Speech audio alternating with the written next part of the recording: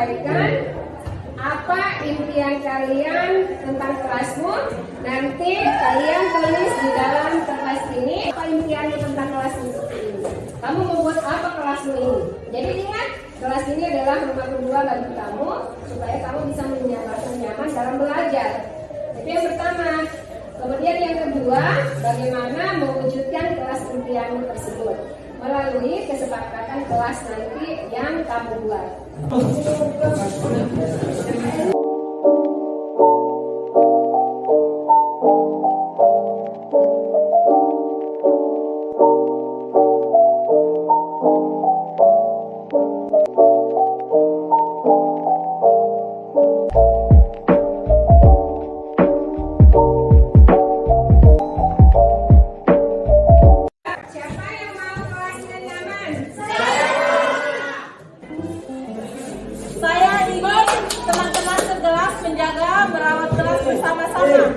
Kelas sebagai kelas yang bersih, indah, nyaman, dan kelas yang tertib. Dan keyakinan kelas ini, materi kita hari ini adalah kejujuran sebagai cermin kepribadian. Yang lalu kita sudah mempelajari materi apa? Haji, zakat, dan wakaf. Adapun tujuan pembelajaran kita hari ini, yang pertama, peserta didik dapat menganalisis manfaat kejujuran dalam kehidupan sehari-hari.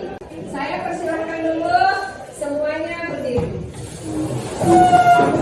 Mendengar kata ya, kita selalu menganggukkan kepala, Pak. Pasti menganggukkan kepala. Pada saat kita menjawab tidak, ya, pasti kita akan menggelengkan kepala. Betul ya? Betul. Sekarang kebiasaan ini akan kita rubah. Ketika kamu mendengar kata ya, maka kamu akan menggelengkan kepala dan tangannya digerakkan. Tidak. Kalau mendengar kata ya, ketika kamu mendengar kata tidak, maka kamu akan menganggukkan kepala, baru jempolnya diangkat. Pak, kita mulai. Ya. Ya. Tidak. Tidak. Ya. Tidak. Iya. Oke, bagus sekali. Tepuk tangan. Nah, sekarang saya punya permainan satu lagi. Semuanya silakan dulu. 1, 2, mulai. Merah, biru, kuning, hitam, merah. Sekarang perhatikan tayangan video berikut ini.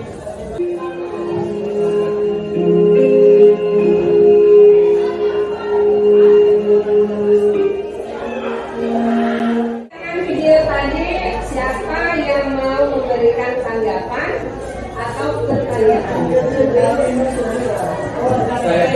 Ya. Mengapa sampai orang tersebut bisa diterima? Dari tayangan video terlihat bahwa seorang laki-laki datang melamar pekerjaan, kemudian di awal dia memberikan CV-nya atau surat lamarannya, itu tidak diterima awalnya. Tapi begitu dia menyerahkan amplop dan orang itu membuka, maka dia sudah mengucapkan selamat karena dia sudah dibayar suap atau diskon. Berlakunya benar atau tidak? Jadi sebelum Bu Guru membagi kelompok, ya, dalam 3 kelompok sesuai dengan instrumen yang sudah kalian buat. Ya, jadi sekarang silakan instrumennya tadi yang sudah diisi dikumpulkan. Ya, silakan satu orang yang mengumpulkan. Sekarang silakan membentuk 3 kelompok. Ya, silakan. Sini kelompok 1, kelompok 2. Guru jelaskan dulu sedikit tentang makna kejujuran. Jadi jujur itu, ya, adalah kesesuaian antara ucapan dan perbuatan.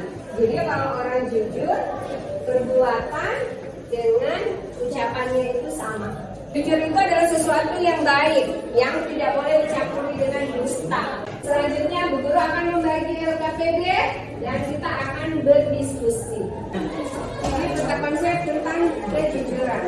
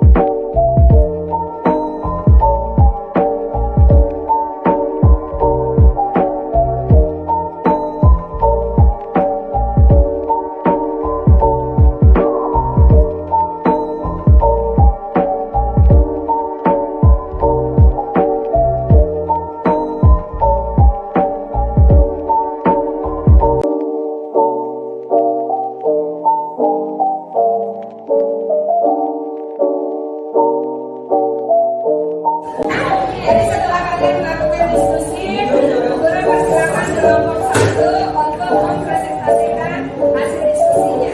Guru persilakan. Assalamualaikum warahmatullahi wabarakatuh. Kami dari kelompok auditori akan mempresentasikan hasil diskusi kami. Kejujuran juga bisa berarti melakukan sebuah pekerjaan dengan tulus dan sebaik mungkin. Meskipun melakukan pekerjaan tersebut tidak diawasi oleh orang lain, tetap harus mengerjakannya dengan jujur.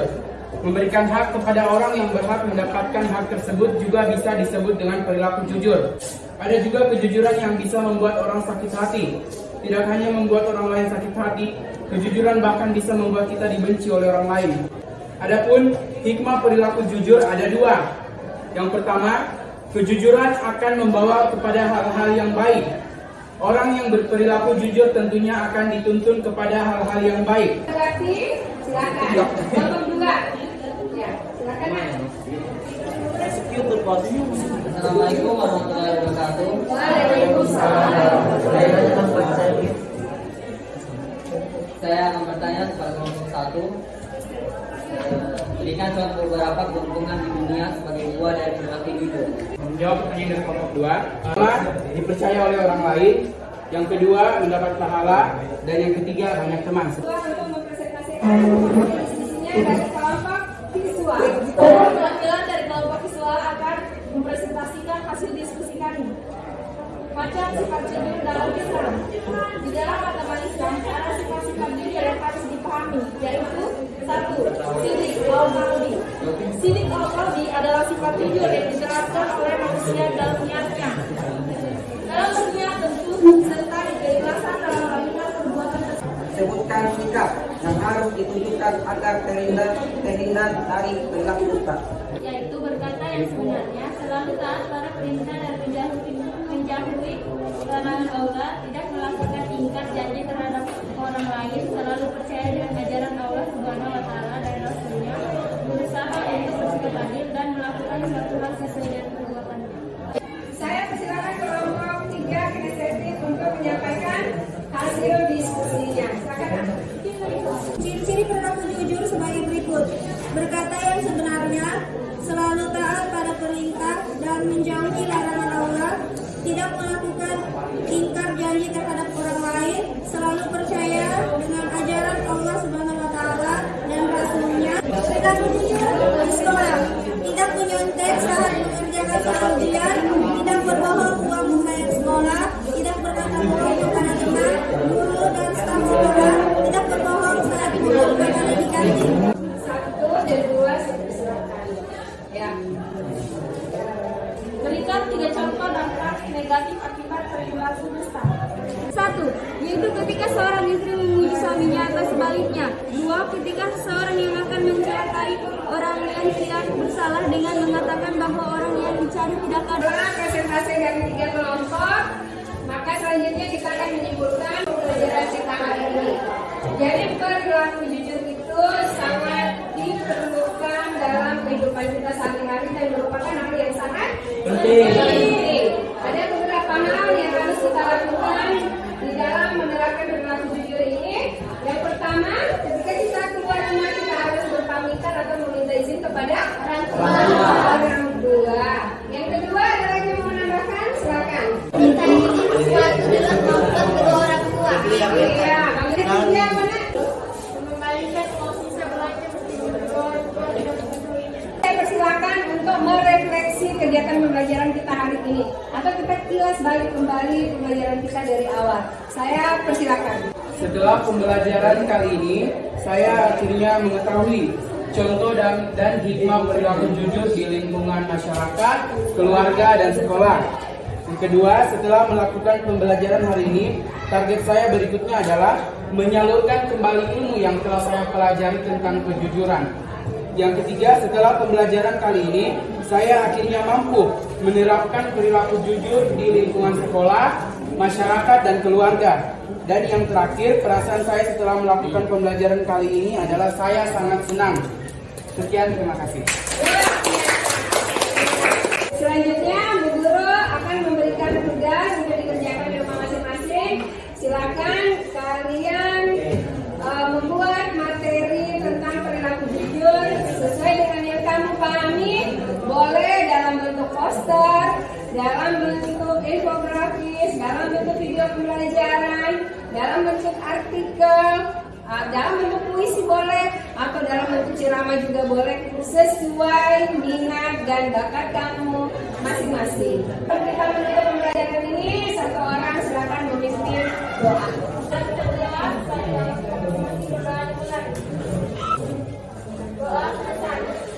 Oke. Jadi demikian pembelajaran kita hari ini. Assalamualaikum warahmatullahi wabarakatuh.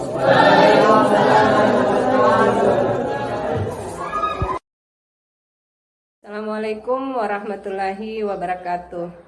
Setelah saya melakukan pembelajaran sosial emosional dan pembelajaran berdiferensiasi, saya merasa sangat senang karena saya melihat anak-anak didik saya sangat antusias dan mereka memberikan respon sangat positif.